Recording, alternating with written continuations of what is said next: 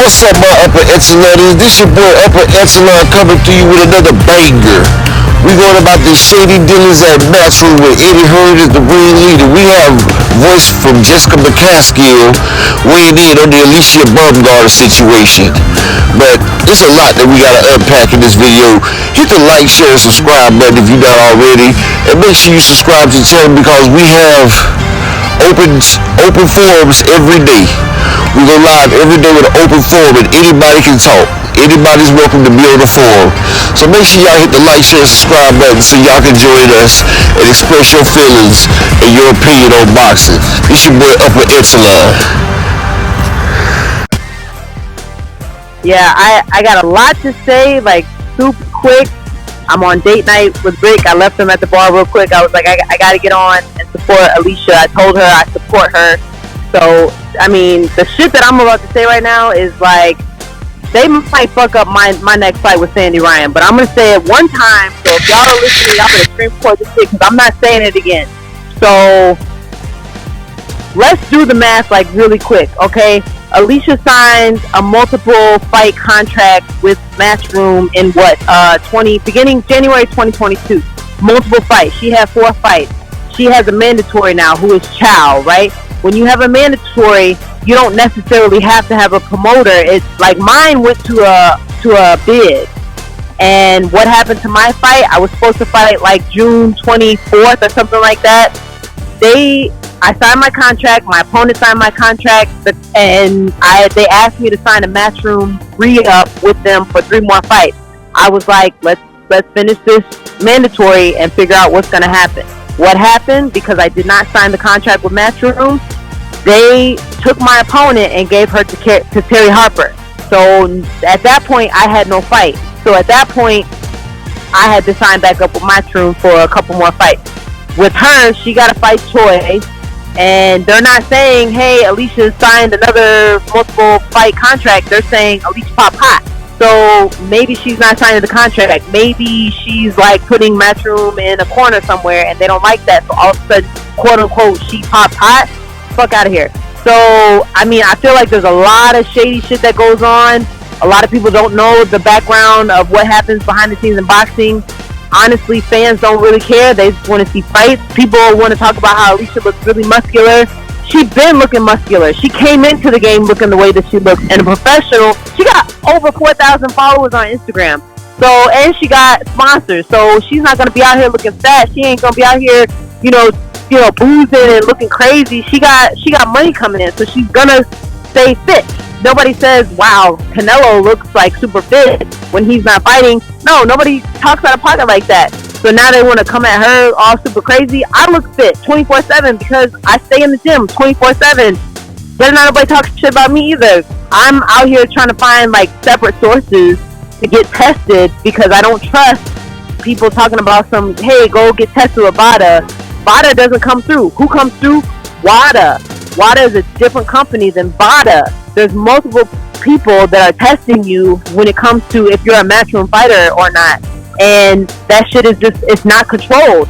WADA does not send your test results to you. They keep them. I got tested by WADA when I fought Cecilia. So I don't know if Cecilia tested negative or positive or what because they didn't send that information. I contacted VADA and said, hey, did you guys send somebody to test me? And they said no. Why would they send WADA when they have a contract with us? So shady shit happens all the time. I support Alicia. Look at Conor Benn. They tried to conceal Conor Benn up until the fucking actual fight day. And somebody leaked it and it came out. So if they can conceal people's test results, they can also make up fake test results. That's all I got to say. Champ. I'm not repeating it. So I know you said you're not repeating it, but to be clear, and Eddie Hearn is good for that. And I'm going to bring up the Conor Benn situation after she finished cooking. That's all I got to say. Champ. I'm not repeating it. So I know you said you're not repeating it, but to be clear, you insinuating that some shady shit could be happening because she doesn't want to re-sign with Matchroom. That is a very large possibility. When you look on the ESPN Instagram post, people are saying, man, it's so sketchy that all the Matchroom fighters are popping hot. Maybe they're not resigning. Maybe they're trying to separate themselves from Matchroom, and Matchroom is like, I don't think so, and start pulling like mad crazy cards. Like, I think they want to make you a puppet in a certain way. Champ, I gotta ask you, aren't you fearful that you just said this and now you'll end up mysteriously popping hot? Yes, that's why I'm out here. I got other people that's testing me so I can have my receipts. I'm telling you, first thing I said when I came on the call, there's a chance they gonna pull my next card if they hear this. But I'm just trying to keep it real. Like, I'm not gonna be a boxer forever, and I'm not gonna be nobody's bitch. So I'm gonna tell you how I see it, and it's up to them to prove whether it's wrong or not, because it's looking super flaky to me on this side. And y'all know I don't never say nothing unless it's actual factual. So this is just my life and how it comes to me. So I'm just trying to tell y'all what I see. But I don't really like talk about it, because it's like fans want to see fights. They don't really care about the other stuff that happens behind the scenes. And I get that. So I'm not going to burden people with like, oh, this is anybody can get the rap. Like, I literally talked to a VADA rep and said, hey, I'm just looking at trying to get more testing so that I can have just receipts of like what my training camp is going through, and making sure that I have like all the information that I need. And the lady was scared to talk to me. She wouldn't tell me how much the VADA testing was. She kept telling me to talk to the promoter. She was like, oh, this is very expensive. It's like, no, I'm sure I can cover it. Don't worry about that. But she just would not even talk to me about VADA testing. It's all run by the promoters. So if they're controlling it, like, I haven't even gotten my VADA test from the last Chantel fight. I don't know if she pop hot. I don't know if I pop hot. It's no information. Like, it's not consistent. So it's like, I have no faith in VADA at this point. I need to get my own private testing. I have my receipts. So if somebody comes talking crazy, it's going to be a legal issue, because it's like when you just like say, oh, she's on PEDs, you're messing up their livelihood, you're messing up people and all that. And it's like, okay, if somebody go and shoot themselves in the head because you talking about they PEDs and now the whole world is coming down on them and you were just trying to control their career, that's super fucked up, right? Absolutely. Like, you have to have your receipts. As she was basically saying is, boxing is a shady sport. It was run by the mob. The mob would get people to throw fights and everything, because prize fighting is one of the most lucrative sports to gamble on. It is very lucrative. And boxers used to take dives a long time ago. And then you got boxers who can't compete naturally with the more gifted fighters, so they need a competitive edge, just like it is in most sports. And Conor Ben's a perfect example. When he first started off, the man looks completely different than what he looks in the last 2-3 years. And Eddie Hearn was able to hide that fact and keep it under wraps until finally somebody, damn, it was no way that you could keep that thing going like that. And he finally got busted. But Matchroom has been doing a lot of shady things, and boxers promoters have done it too. Like Bob Arum, the way he put Mikey Garcia on the shelf because he didn't want to sign over.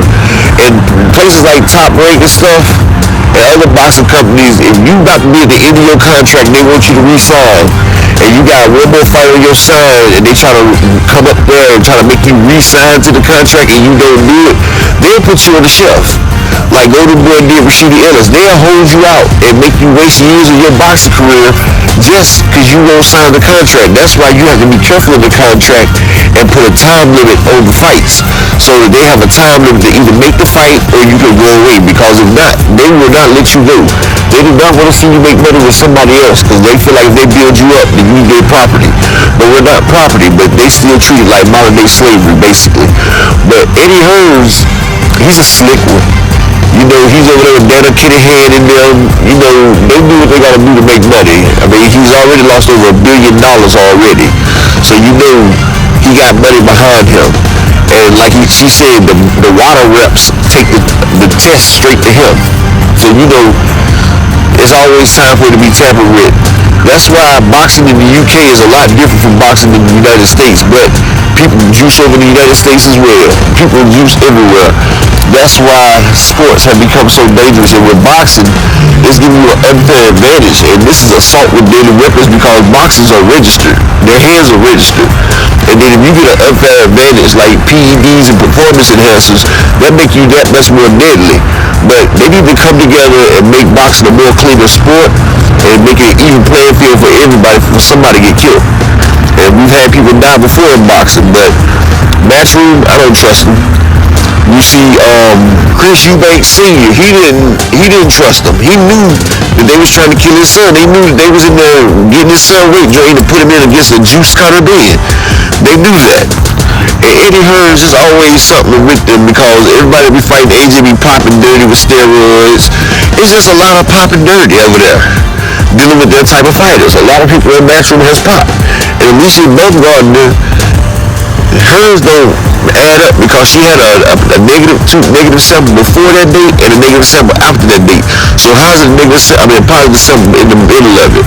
That's somebody tapping around with things, trying to discredit a boxer. Like when you're in the music industry, they try to get some dirt on you, and if you don't sign this contract, then they're gonna put it out there. Like a lot of times they have rappers in a compromised situation and they done recorded it and they hold it over to make them sign a messed up contract deal or something. And if not, then we always hear these allegations of rappers having ABC type of love out there. You feel what I'm saying? I ain't gonna say the word, but it's like Transformers. You feel me? Yeah, that be happening right there. But this your boy Upper Echelon, man. Y'all hit the like, share, and subscribe button. And remember, we go live every day. So if you join the channel, you get to join the convo, man. And it's a great convo. Everybody's welcome. No opinion is wrong. Peace, blessings, and I'll see you in the next one. I'm out.